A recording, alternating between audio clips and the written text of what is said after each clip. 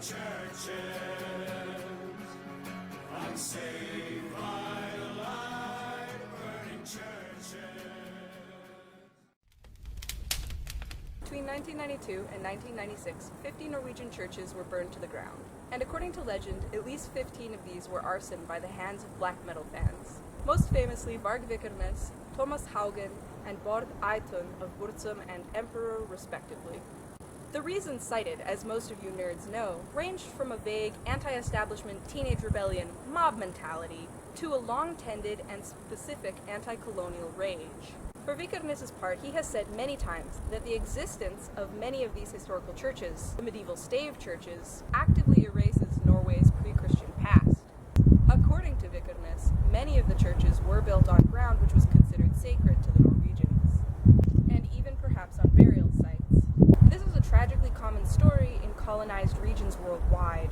I would like to note here that specifically in Scandinavia, it is possible that local pagan populations actually chose to convert sacred heathen spaces to sacred Christian spaces, either because they had converted for one reason or another, or because they didn't see the harm in adding another god into the mix. This, however, is pure speculation, and I only bring it up because the Scandinavian conversion was unique in that almost all of their neighbors were already some variety of Christian, long before any meaningful effort was made to convert the Norsemen. In Canada, conversion efforts were swift and brutal, and in some cases, still in living memory. I have extremely mixed feelings on the state of Christian religions in Canada. As subscribers to my channel know, religion and spirituality are of particular interest to me.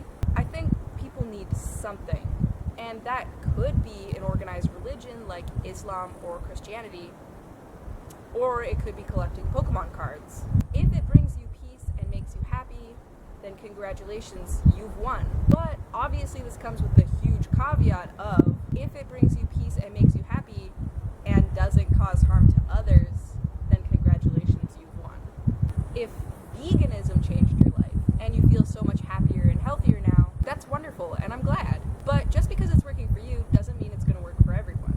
Being vegan or Christian or Muslim or a level 50 Pokemon trainer / atheist doesn't make you better than anyone else. Factory farms are bad. Killing thy neighbor, likewise. But you don't need to be vegan to eat ethically. You can buy meat from a small local butcher who you know is using practices you agree with. Or you can raise your own animals if you have the resources. You don't need to be Christian to live a good moral life. Of course, not all religions, or at least not all religious people, necessarily believe that. During the Middle Ages, a very popular belief was, in fact, that if you didn't believe that Jesus was your Lord and Savior, hell, even if you didn't pray enough, you were absolutely, definitely going to hell. Some people still believe this, and some even have impossibly high standards for getting into heaven. These people are called cult members.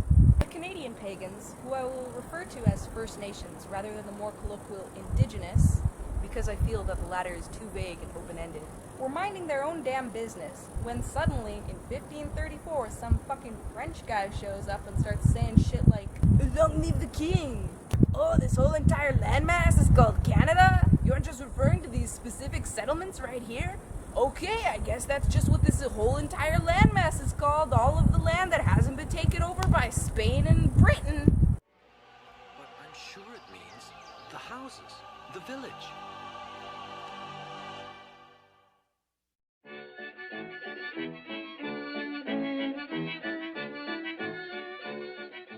Shit progressed over the years, of course, with various First Nations groups having diverse and evolving relationships with the European groups. But basically, once the Eurotrash started getting comfortable and really doubled down on establishing, like a full-blown colony, the First Nations now needed to be assimilated. You will be assimilated. The land now known as Canada began as 4 provinces in 1867. They were called a confederation and were emancipated from the direct rule of Britain, without a civil war, may I add. Twisting my mustache, I don't have a mustache. And over time, other regions of now modern Canada joined this government. 9 years later, White People Parliament created the Indian Act. Because this parliament had invented a united country out of thin air, whose borders enclosed many different cultural and ethnic groups, their own laws, treaties, and relationships, they were faced with the challenge of homogenizing the whole population. I feel like I should also have added something about the Mennonite groups that they tried to assimilate, but then it would be a really long script. Precursors to this act had existed even before Confederation, but I'm getting really sidetracked here. My point is that the rumors are true. The government of Canada created a patronizing law designed to make the First Nations groups of Canada assimilate to British culture. The governmental structure which created that act has not changed much. Efforts have been made to scrap that act, both by those in power and by others, but all have failed. Why does this matter? Why, under the Indian Act, all First Nations of status in Canada are guaranteed free education. Free British education. Free English education. Only problem is, the British schooling system until about 1986 really fucking sucked. In Canada, corporal punishment was legal in Quebec until 1998. In British Columbia, it was banned as early as 1973. The great British tradition of sending your cum goblins away for someone else to beat into submission was proudly replicated in Canada for at least 100 years, though probably longer if we are also counting pre-Confederation Canadian regions. General abuse are common stories, from British-led, founded, emulating schools worldwide. And most significantly for today's video, most of this abuse is in living memory. For First Nation students, they were being forced to forget their own language, and being stripped of their culture, customs, and spirituality. All of this was replaced with abuse and hollow, hypocritical Christianity. So the First Nations people of Canada have, in my opinion, a far greater justification for burning churches than most Northern Europeans currently do. On May 27, 2021, 215 unmarked graves of school children, some as young as 3 years old, were found at a former residential school in British Columbia, Canada. The Tecumloops to Secwepemc discovered these graves under the founding and initiative of the Missing Children Project, a subset of the Truth and Reconciliation Commission of Canada. People knew that children had gone missing, but many of those children were never found. The Tecumloops to Secwepemc suspected they would find graves, but it was no less horrifying when they actually did find graves. The residential schools, 60% of which were run by the Catholic Church, therefore buried these children and did not document their deaths, possibly hoping that people would just assume the child ran away and died somewhere in the Canadian wilderness, rather than died under their negligent care. On June 24th of the same year, 751 unmarked graves were found by the Cowessess First Nation in Saskatchewan. This school was a boarding school run by the Catholic Church until the 1970s. It is uncertain if all of the graves belonged to children who attended the school, or if some of the graves belonged to adult parishioners, and there could be more than 750. But this announcement from Saskatchewan is only one of several currently, and there will likely be more, as the Missing Children's Project essentially is vowing to mark every grave in Canada. On July 1st, during British Columbia's wildfire season, a church in northern BC was burned to the ground. July 1st is Canada's national holiday, a commemoration of the first 4 provinces joining the Confederation. But that church wasn't the first. 2 churches on Similkameen land and 2 Okanagan churches, both in British Columbia, were also incinerated in June. These fires are still being investigated, but all of these churches are on First Nations land. And it is clear to everyone that these fires are a response to the recent morbid discoveries. People are attempting to set fires in Alberta too, but thus far with little success. The man who tried to set fire in Siksika territory was already caught. I think there will be more fires, but I think they'll have about as much success as the black metal church burnings, and half as much infamy.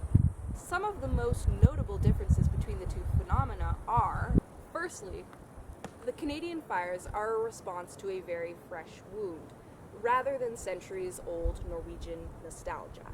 And secondly, the Norwegian church burners were fundamentally opposed to church goers, whereas the Canadian arsons are presumably being perpetrated in revenge against the Catholic Church, but in reality are harming the very community that the arsonist is presumably trying to avenge.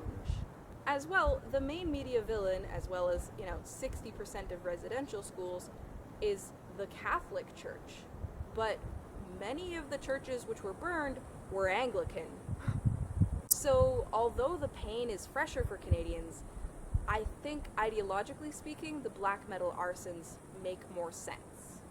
When I wrote this script, I was sitting in my yard, and from there I can normally see mountains and smell grass. When I wrote this, I could barely see the mountains. The sky was completely dusty and pink. The mountain was just like a fuzzy kind of maybe outline in the orangeness, and all I could smell was smoke. Today it's fairly clear, but you can still see the haziness in the distance. They have said do not trust the pilgrims. And for all these reasons, I've decided to scalp you and burn your village to the ground.